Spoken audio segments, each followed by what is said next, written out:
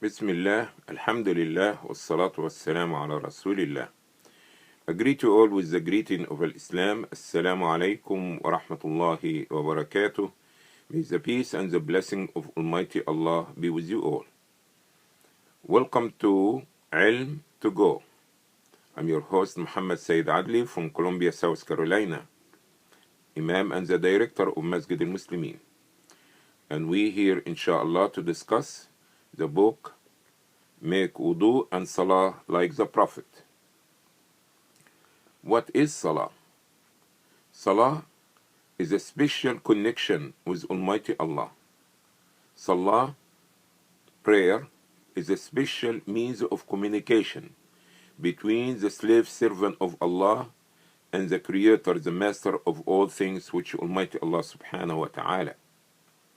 It is very important that we master this relationship, as it came in the hadith that Allah subhanahu wa ta'ala said, I divided the prayer between me and my slave servant to two parts.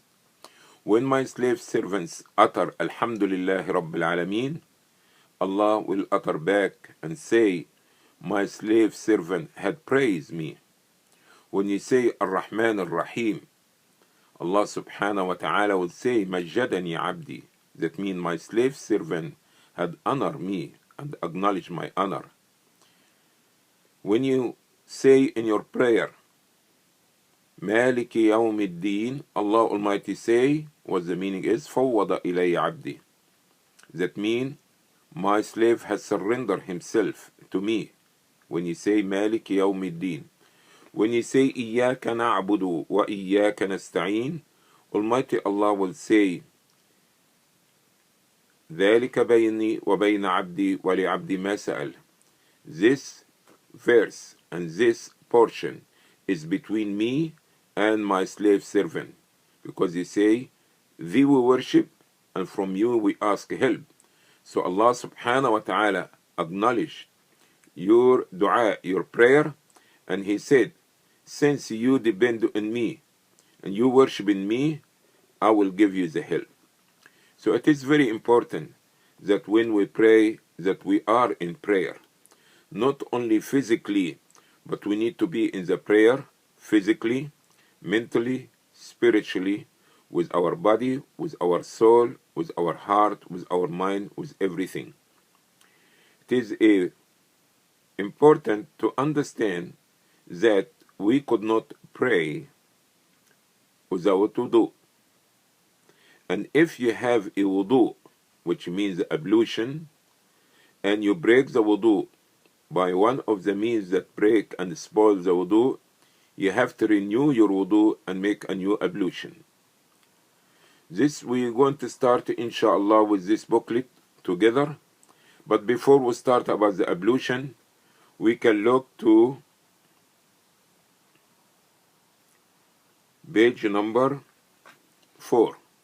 Allah subhanahu wa ta'ala is saying, what the meaning is, O you who believe, when you attend to offer prayer, wash your face and your hands, forearms, up to the elbow. So here Allah subhanahu wa ta'ala is saying, إِذَا قُمْتُمْ إِلَى الصَّلَاةِ Salah. Because the salah, it require your standing and require your intention. So when you attend and you're about to perform the prayer, Allah is commanding us to wash certain limbs of our body.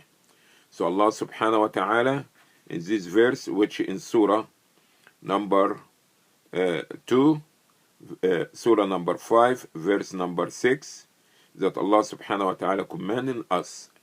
And this part that had mentioned here, that are the obligatory part, that's essential for you to wash it when you will make wudu.